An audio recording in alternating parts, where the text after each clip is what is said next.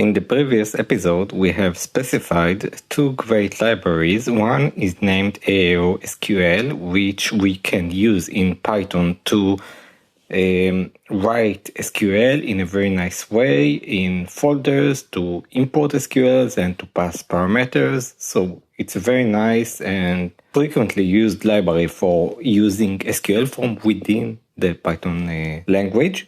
Another library that we have specified is the Fast API, which is very useful in order to write APIs, REST APIs, and in general APIs. Both libraries are really great and they are heavily used. They are pretty much bulletproof, they are fast, they are working good. Third library that I think in combination with the previous two libraries make a really great trio of libraries is the Jinja templating library. So with these three libraries, what we can achieve is a library that would connect us to the SQL and would really make our lives much easier. A library for API creation, and then the next library, the third one, is a library for templating. Why is templating so important or so useful for us? Because with templating, you can generate SQL files, you can generate HTML, you can generate emails, you can generate reports.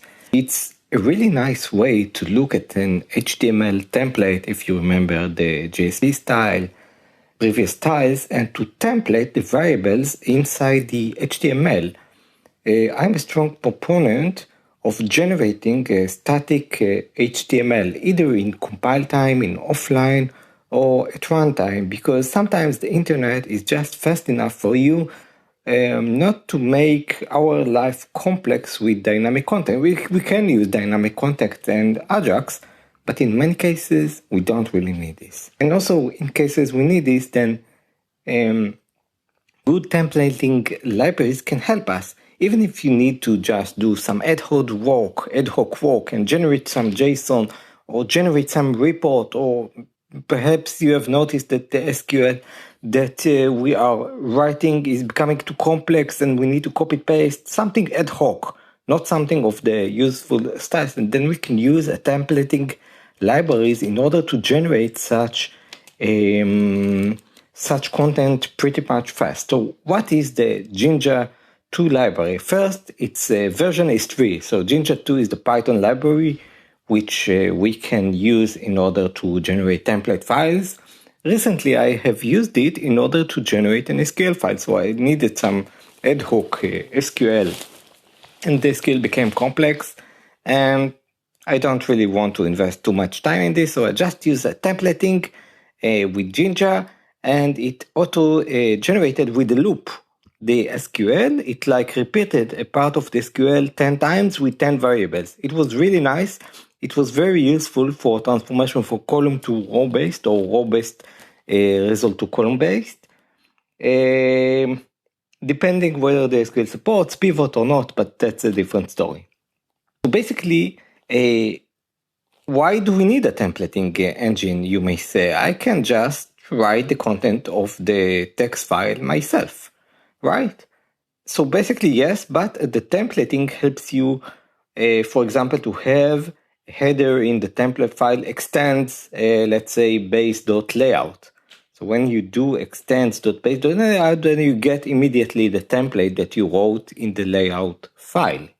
In addition, the templating engine can do additional validations and security and automatically escape the text that you generate. If it's for HTML or for XML, it would accept automatically when you call the render function in order to render the output generated file. Then it would assist you by allowing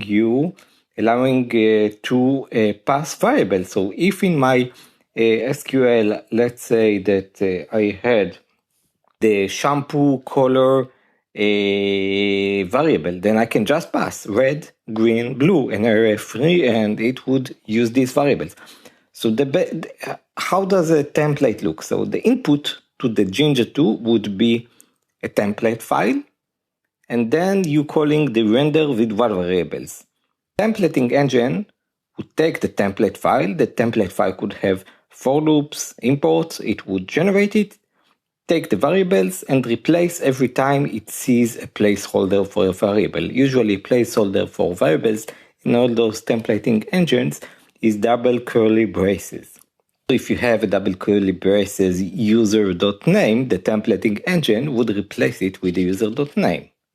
And the templating engine would give us a few more benefits. For example, we can choose if to use a compile time generation of the template, or we would just call the render sometime in the application lifestyle.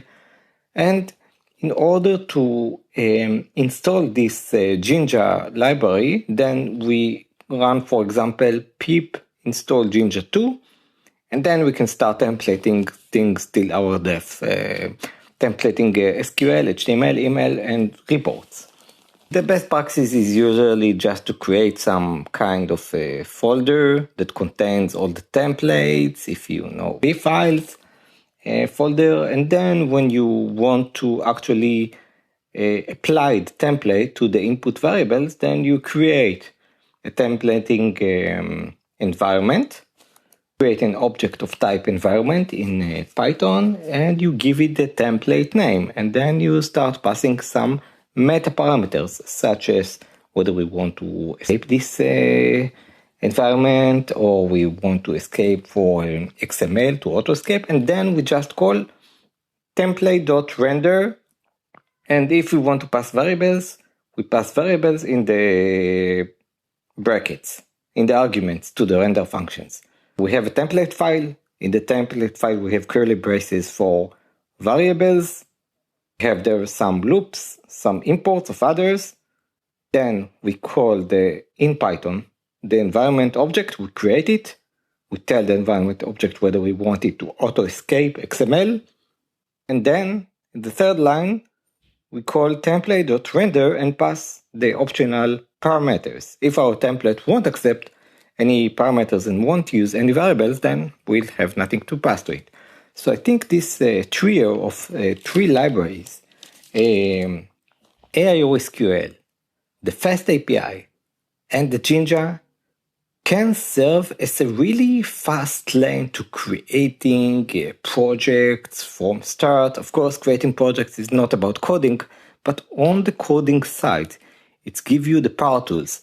I mean, if you are a good craftsman, for example, if you are a good sailor, that does not necessarily mean that you have a good ship. You can be a good sailor with not the best ship in the market, right? You can be a good fisherman because you know your job well. But if you're a good fisherman and you get the best tools, then it's doubling your effectiveness.